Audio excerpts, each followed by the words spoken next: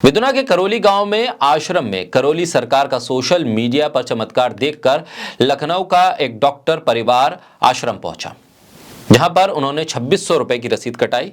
फिर उन्हें बाबा का चमत्कार समझ नहीं आया, जिसका उन्होंने विरोध किया तो बाबा ने आश्रम में साथियों के साथ डॉक्टर उसके परिवार के साथ जमकर पिटाई कर दी। डॉक्टर ने कमिश्नर से मामले की शिकायत की। इसके बाद विदुना पुलिस ने करौली सरकार समेत उनके साथियों पर मारपीट का मुकदमा दर्ज कर लिया। चमत्कार का दावा करने वाले एक और बाबा की कहानी अब सामने आई है। खबर बाजार में है। बागेश्वर धाम वाले बाबा के चमत्कार, विवाद और पर्ची खर्ची के बारे में तो आप जानते ही हैं। ये खबर धीरेन्द्र शास्त्री के बारे में नहीं है, ये खबर है विदुना के करौली गांव के करौली सरकार यानी संतोष भदौरिया के बारे में। चमत्कार की उम्मीद में पहुंचे एक भक्त से नाराज हो गए बाबा। दरअसल बाबा के चमत्कार की गारंटी के तौर पर 2600 रुपए की रसीद कटाने के बाद भी जब चमत्कार समझ में नहीं आया तो भक्त ने बाबा से कह दिया कि आपका चमत्कार मेरी समझ से बाहर है। बस फिर क्या था, एक कमरे में भक्त को बाबा के प्रकोप का सामना करना पड़ गया। बोलता हिंदुस्तान पर मैं हूं आपके साथ मिर्जा शाकिर अली बेग। विदुना के करौली गांव में आश्रम में करौली सरकार का सोशल मीडिया पर चमत्कार देखकर लखनऊ का एक डॉक्टर परिवार आश्रम पहुंचा, जहां पर उन्होंने 2600 रुपए की रसीद कटाई। फिर उन्हें बाबा का चमत्कार समझ नहीं आया, जिसका उन्होंने विरोध किया तो बाबा ने आश्रम में साथियों के साथ डॉक्टर उसके परिवार के साथ जमकर पिटाई कर दी।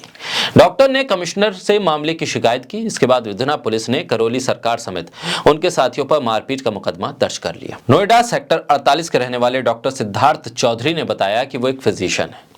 उन्होंने कानपुर कमिश्नर को शिकायत दी है और बताया है कि उन्होंने सोशल मीडिया प्लेटफॉर्म पे करौली सरकार के कई चमत्कारी वीडियो देखे, जिसके बाद वो बीते 22 फरवरी को अपने पिता डॉक्टर वीरेंद्र चौधरी, मां और पत्नी के साथ करौली आश्रम पहुंचे, जहां पर उन्होंने बाबा से मिलने की इच्छा जाहिर की, जिस पर उन्हें वहां पर बाबा से मिलने के लिए 2600 रुपए की रसीद कटवानी पड़ी। इसके बाद बाबा के दर्शन हुए। यहाँ पर दर्शन के दौरान बाबा संतोष ने उनसे उनकी समस्या पूछी, जिस पर डॉक्टर उनके परिवार ने कहा कि वो सिर्फ उनके दर्शन करने और साथ ही आशीर्वाद लेने के लिए आए हैं और उनका चमत्कार देखना चाहते हैं। जिसके बाद बाबा ने उन पर 3 बार फूंक मारी, पर डॉक्टर उनके परिवार को कोई चमत्कार समझ में नहीं आया, जिस पर बाबा का विरोध किया तो बाबा संतोष नाराज हो गए, गाली गलौज करने लगे। आरोप है कि उन्होंने अपने साथियों के साथ एक कमरे में ले जाकर डॉक्टर उनके परिवार के साथ मारपीट की। उनके साथियों ने धक्का देकर डॉक्टर उनके परिवार को आश्रम से बाहर निकाल दिया। इसके बाद डॉक्टर के परिवार ने कानपुर में एक निजी अस्पताल में जाकर इलाज करवाया और साथ ही पुलिस कमिश्नर बीपी जोगदंड से शिकायत की। कमिश्नर के आदेश के बाद विदुना पुलिस ने करौली सरकार के बाबा संतोष भदौरिया समेत उनके साथियों पर मारपीट का मुकदमा दर्ज कर लिया है। जांच शुरू की गई है।